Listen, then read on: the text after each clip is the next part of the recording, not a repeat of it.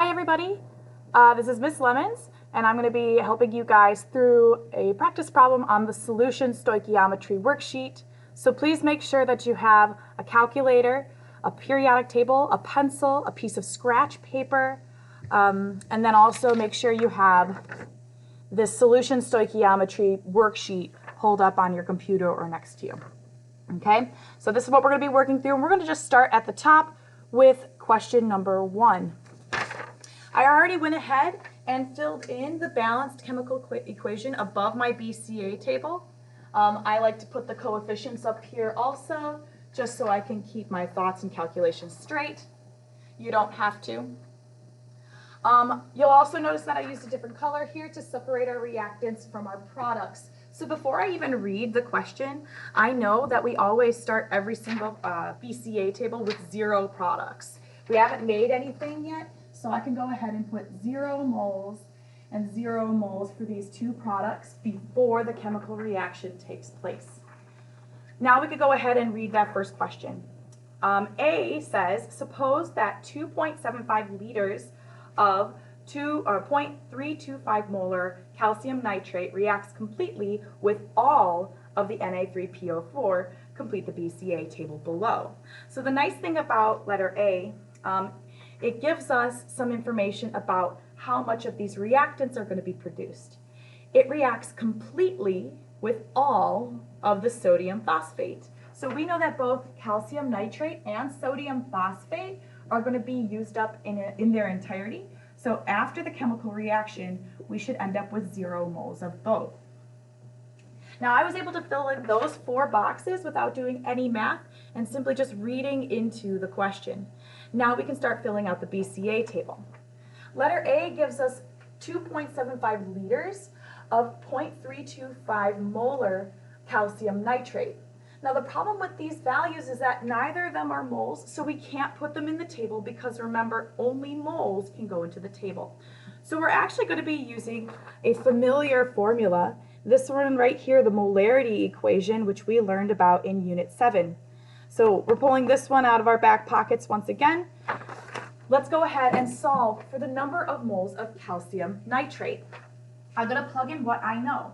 I have liters of solution and molarity. I'm looking for moles. So my setup is going to look like this. 0.325 molar calcium nitrate. Set it equal to, well, X on top because we're looking for moles. And then we're going to put liters of solution on the bottom. Okay. So I've just simply plugged in the information I know, and now I'm going to go ahead and solve for X. Simple one-step algebra problem here. We're going to go ahead and multiply both sides by 2.75 to cancel 2.75 and get X by itself. Whatever I do to one side of the equation, I have to do to the other. So I'm going to multiply the other side by 2.75. And I end up getting a final answer, or a raw number rather, a raw number of 0.89375. Now, of course, we want to round according to the rules of sig figs, and it just so happens that both of these values here have 3 sig figs in them. So we want this one to also have 3 sig figs. 1, 2, 3. Round. Our final answer for letter A is going to be 0.894 moles. This is what we're starting the entire reaction with, so I'm going to go ahead and put this into our BCA table. 0.894 moles. And we do use all of it in the chemical reaction, so we want to show that in our BCA table by subtracting or using all 0.894 moles of calcium nitrate. Now it's our job to calculate the rest of this C row, and once we calculate the rest of C row, we can fill in the other boxes. So to calculate anything in C row, or row C, the chemistry row, we're going to be using coefficients, right? C for chemistry, C for coefficients. Those coefficients come from the chemical equation. We're going to be using these and our mole ratio to help us calculate the rest of row C. So I'm going to go ahead and erase this. We'll get to that later. So to calculate the rest of row C, I'm going to start with my starting value here. I'll be using dimensional analysis and our conversion factor down here. If cross multiplication is more your style, feel free to do that, but understand that I'm going to be using dimensional analysis in this tutorial. So I'm going to start with what I know, which is 0.894 moles of calcium nitrate. I know it's tedious to write out these labels, but it's going to help you when you're lining up and crossing out your units. If we have moles of calcium nitrate on top, we need to have moles of calcium nitrate on the bottom. And we're going to go ahead and try to find the moles of sodium phosphate that are going to be used. So I'm going to put moles of sodium phosphate on top. Okay, now I need to fill in these two values, which remember, if we're using this conversion factor, we are using the values from our balanced chemical equation. So that should be 3 moles of calcium nitrate and then 2 moles of sodium phosphate. We're then going to combine or multiply our numerators together, multiply our denominators together, and then divide the top and bottom to get a new answer. The answer for this, already rounded to sig figs, is 0.596 moles. I'm going to go ahead and plug that into my table, and because it's a reactant, we're using it. That's 0.596 moles of sodium phosphate. If we ended with 0 moles, that means that we started with 0.596 moles.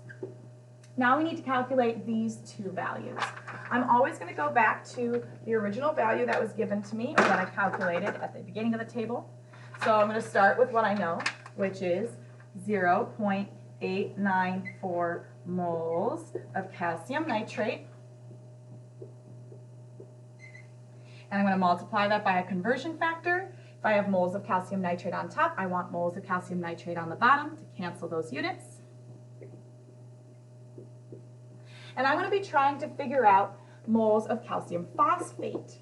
So I'm going to put moles of calcium phosphate on top.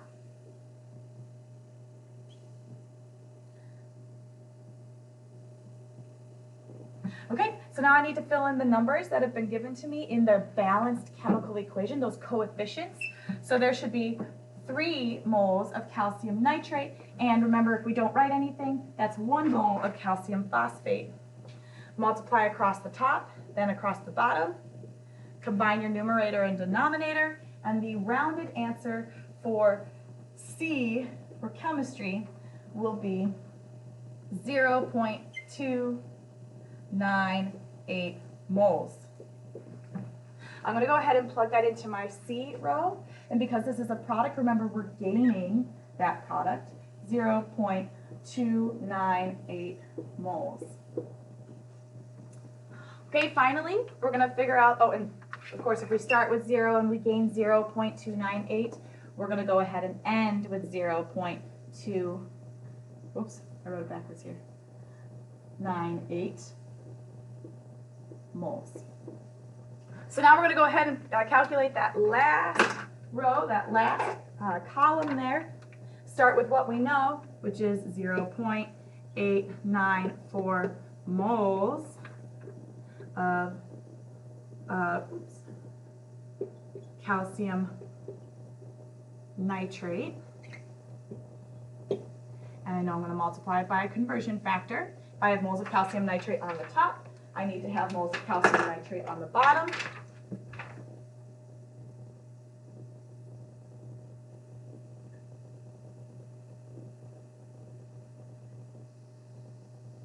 And I'm trying to figure out moles of sodium nitrate. So I'm going to put moles of sodium nitrate on top.